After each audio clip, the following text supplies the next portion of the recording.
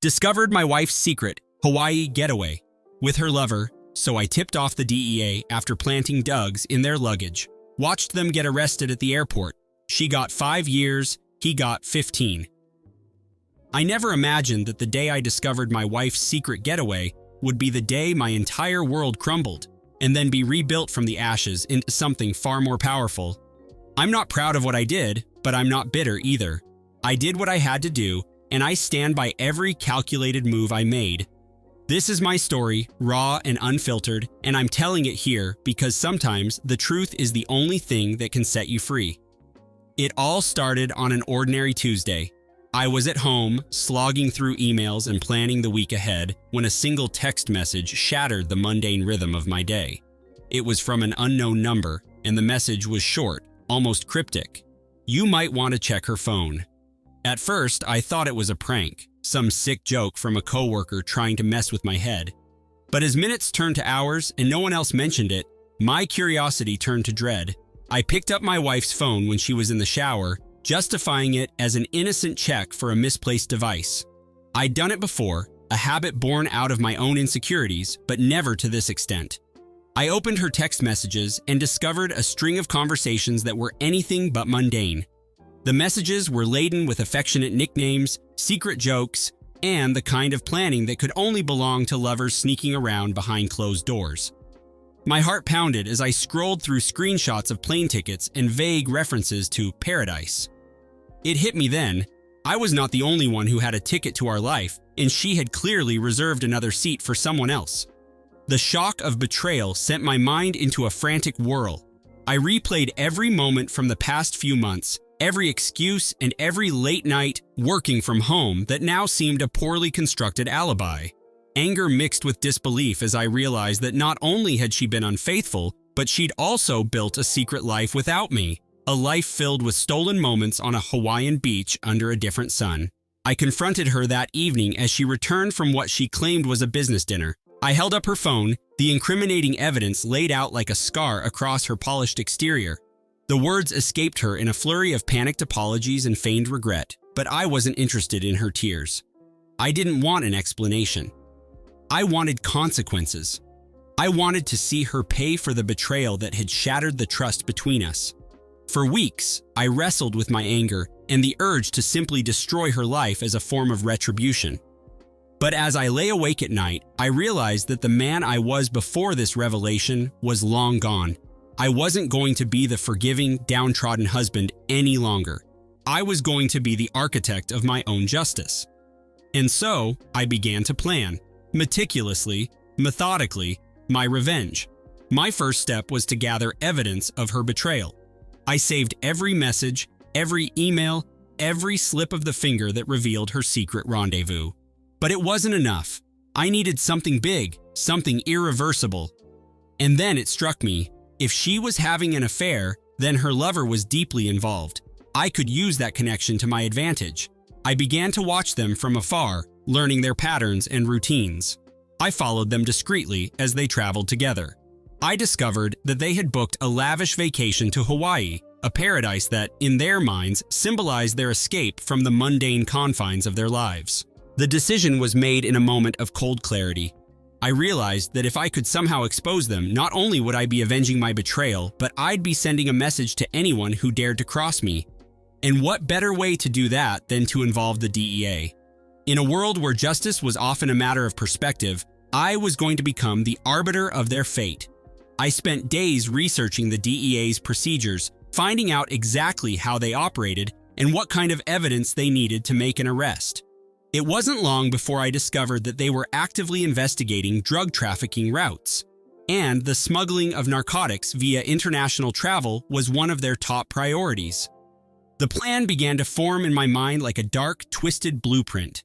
I would plant drugs in their luggage, not a huge amount, just enough to trigger suspicion, to set off alarms during routine checks. And then, when the DEA swooped in, I'd be the one holding the evidence of their crimes. I had never been one to stoop to criminal behavior, but sometimes the line between right and wrong blurs when you're drowning in betrayal. I knew the risks were high. If I were caught, there would be no redemption, no chance to reclaim the shattered pieces of my life. But I had already passed the point of no return. My heart had hardened into something unrecognizable, a weapon forged by lies, deceit, and the raw, unrelenting pain of betrayal. I began by tracking the flights and schedules of the two. Every detail was memorized and noted down. I even managed to obtain access to the itinerary through a friend who worked in airport security, a friend I never thought I'd have to call upon. This wasn't just about revenge, it was about exacting a punishment so fitting that it would forever haunt them. When the day finally came, I was already a bundle of nerves and grim determination. I headed to the airport early in the morning, positioning myself in a secluded corner where I wouldn't be disturbed. I watched the stream of travelers with a detached interest, knowing that soon my orchestrated moment of retribution would unfold. My hands trembled slightly as I pulled out a small packet of a white powder that I had painstakingly acquired and hidden away. It was nothing too potent, just enough to mimic the signature of a dangerous contraband substance, and I had ensured it was packaged in a way that made it seem like a careless smuggling attempt. I followed them from a distance as they made their way through the terminal. The look on their faces was a mixture of smug confidence and unspoken arrogance, as if they believed themselves untouchable. I kept my distance, my eyes fixed on every move they made, every word exchanged, every fleeting glance that confirmed their complicity. In that moment, I wasn't just watching a couple. I was witnessing the final act of their farce, the inevitable collapse of their double life. When they reached the baggage check-in, I made my move. I slipped into an unguarded service area nearby and quietly planted the packet in the liner of their suitcase. The act itself was almost surreal in its simplicity, a single, silent gesture that would soon unravel everything. With the packet in place, I exhaled a slow, steady breath, knowing that my carefully laid plan was about to pay off. I didn't linger. I returned to my hidden corner and watched as the suitcase, now marked with the seed of their downfall, made its way onto the conveyor belt. I retreated from my vantage point and waited, every second stretching into eternity. It wasn't long before the fateful announcement came over the loudspeakers, an alert about suspicious luggage on Flight 782 bound for Los Angeles. I knew then that the net was closing in around them.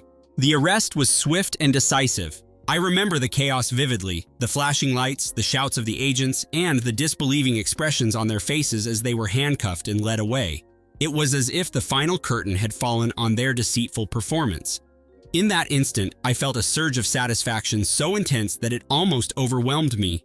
I knew that they would face the consequences of their actions, and there was no coming back from that moment. In the days that followed, the media buzzed with the story of the daring bust at the airport.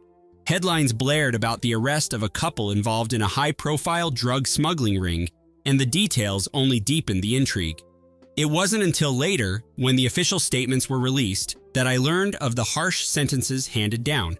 My wife received a 5-year term for her minor role, while her lover was sentenced to 15 years for his central involvement.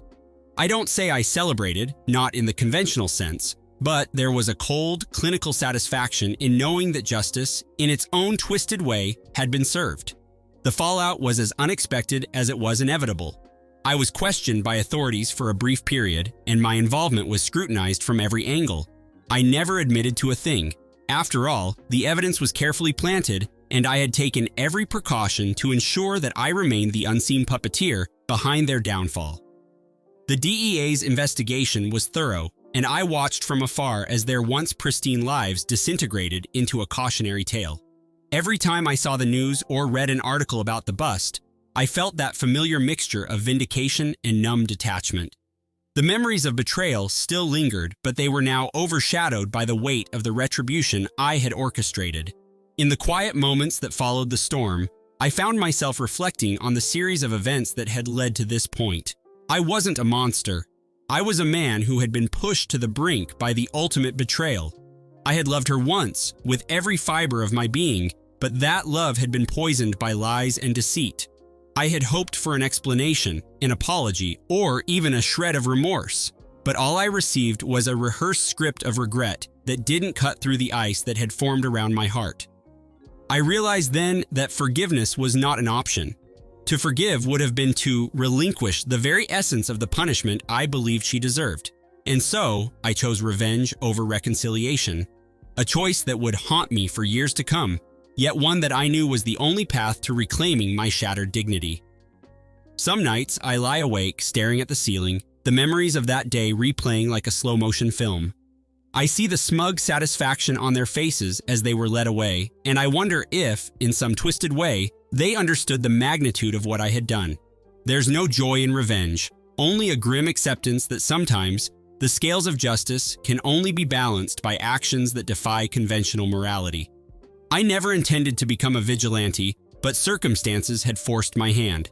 I did what I had to do, and now I must live with the consequences.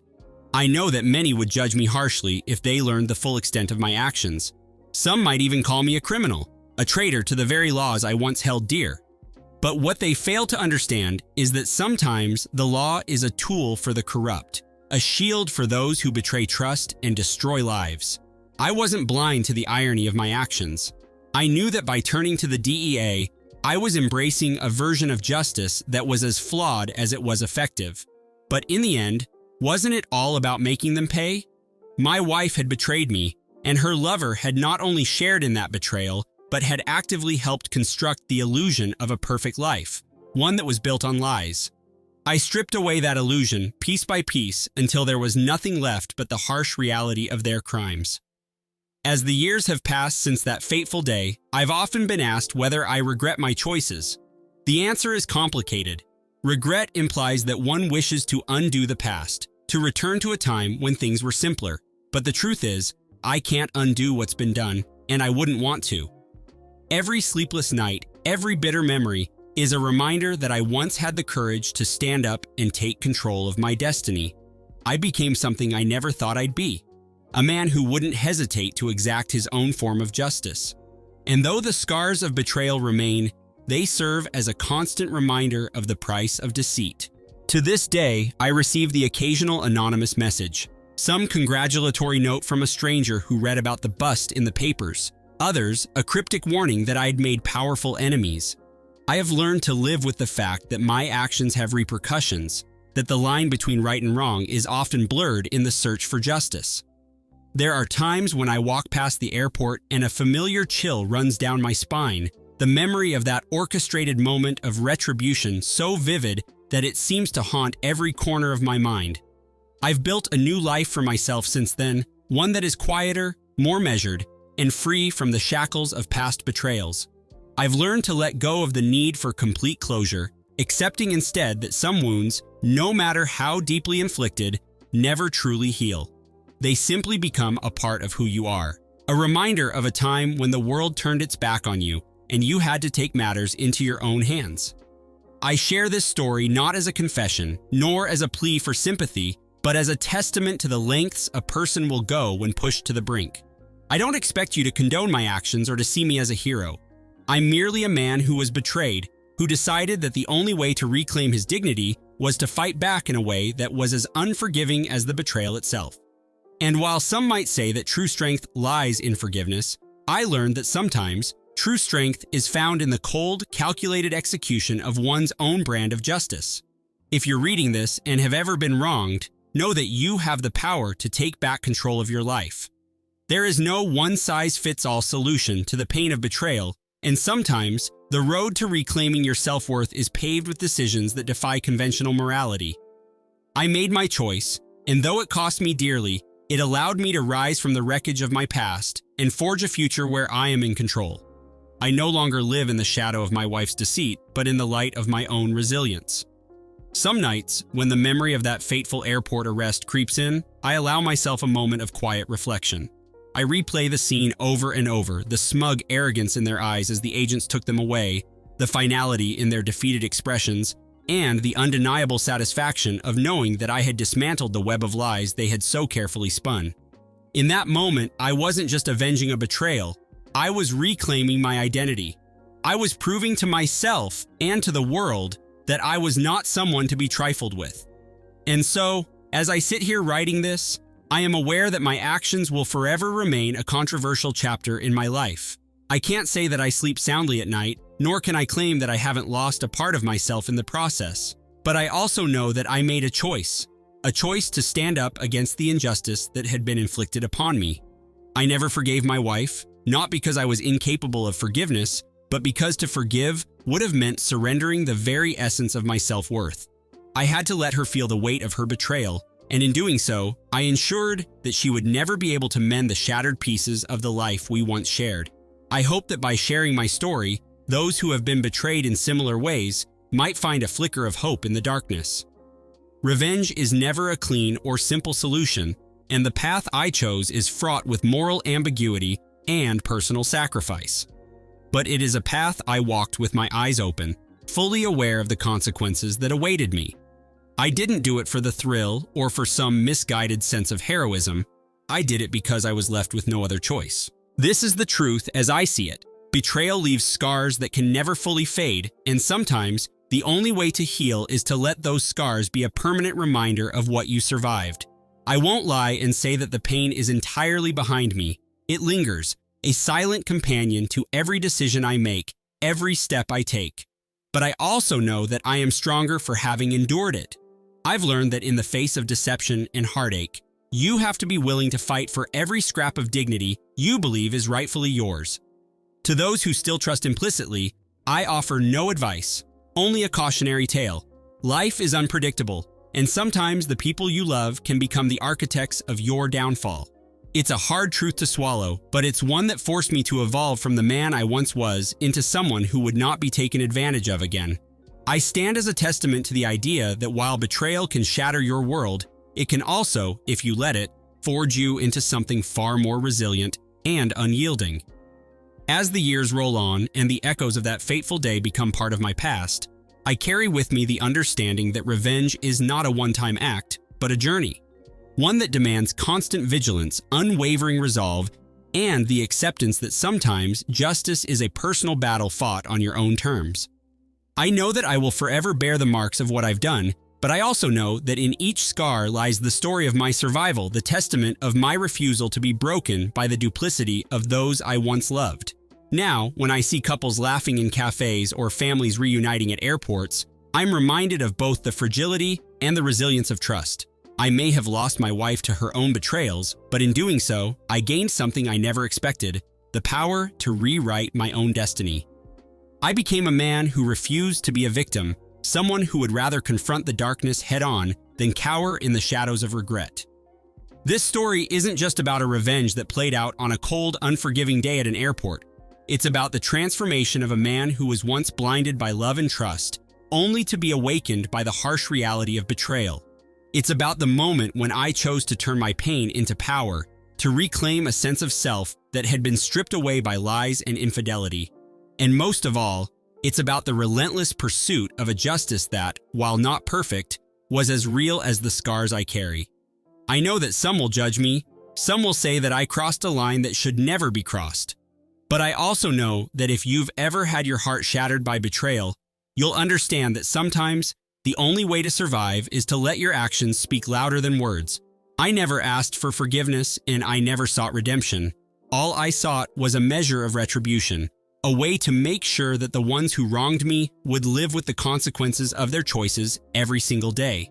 And so, I share my story with you, not as a caution, but as a declaration of the power that lies in taking control of your own fate. I am not a hero, and I am certainly not a saint. I am simply a man who refused to be defined by the treachery of those who betrayed him.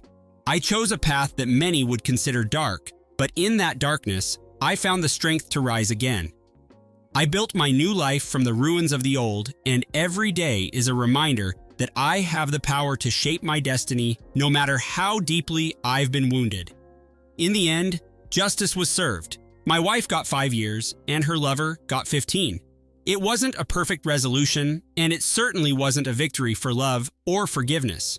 It was, instead, a harsh lesson in the brutal realities of trust, betrayal, and the lengths one man will go to protect his own dignity. I made my choices, I lived with the consequences, and I now move forward with the knowledge that I will never again be a victim of deceit. I reclaimed my life with the cold precision of a man who has nothing left to lose and everything to gain. This is my story, a story of betrayal, revenge, and the relentless pursuit of justice. I've shared it here so that anyone who's ever been wronged might find a spark of the strength I discovered in the darkest of times. Let it be a reminder that even when you've been shattered by betrayal, you have the power to rise, to fight, and to rebuild a life that is unmistakably your own. I did what I had to do, and though the scars remain, they are now badges of a hard-won victory, a permanent reminder that in the face of treachery, I never back down.